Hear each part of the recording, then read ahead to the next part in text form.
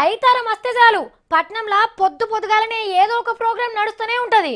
చెట్లు సాదమని ఉరుకుడు పోటీలు, గాలి గలీజ్ చేయొద్దని నడక యాత్రలు, ట్రాఫిక్ రూల్స్ పాటించమని పాదయాత్రలు, ఇట్లా మారతాన్ వాకని ఏదో ఒకటి నడుస్తూనే ఉంటాయి. అయితారం కాకుండా అప్పుడప్పుడు కూడా కొన్ని పెడుతుంటారు. గట్లనే ఇయ్యాలోటి పెట్టిండ్రు, అదేందో చూద్దామా. అరే నందమూరి నరసింహంతోని ఐరేంద్రి ముచ్చట పెడుతున్నది. మంచు లక్ష్మక్క ఇటు చూసి మాట్లాడుతుందేంది, గౌతమి పుత్ర శాతకర్ణి సినిమాల క్యారెక్టర్ ఇయ్యలేదని అలిగినట్టున్నది. అరే మన కవితక్క కూడా వచ్చింది. అందరూ గులాబీ టోపీలే పెట్టుకున్నారు. ఇంతకు ఈ మీటింగ్ ఏందో, making me understand what cancer is and how easily it is treatable if it is detected in the early stages. Cancer తప్ప ఒక్క ముక్క అర్థమైతోట్టక్క. కవితక్క నువ్వు చెప్పక్క.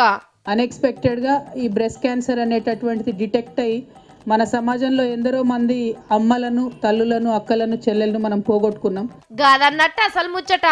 రొమ్ము క్యాన్సర్ రాకుండా ముందుగానే జాగ్రత్తలు తీసుకోవాలి అని చెప్తందుకు ఈ ప్రోగ్రాం పెట్టిండ్రు. మరి బాలయ్య బాబు ఏం చెప్తాడో ఇందాము. మహిళలే కాదు, మగవాళ్ళకు కూడా ఈ బ్రెస్ట్ క్యాన్సర్ అన్నది వస్తుంది. అగనట మొగోళ్ళకు కూడా రొమ్ము క్యాన్సర్ రావచ్చునట. మీరు కూడా జర పైలం ఉండుండ్రి. ఇక బుగ్గలు గాల్లెకిడుస్తున్నారు.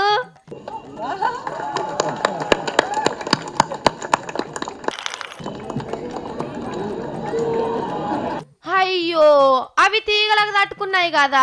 ఇక ఇప్పుడు నడక యాత్ర సురువైంది. ఈ ప్రోగ్రాము బసవతారకం క్యాన్సర్ దావకానోళ్ళు పెట్టిరు కాబట్టి దాన్ని నడుపుతున్న బాలయ్య బాబు అందరికంటే ముందు నడిచిండు.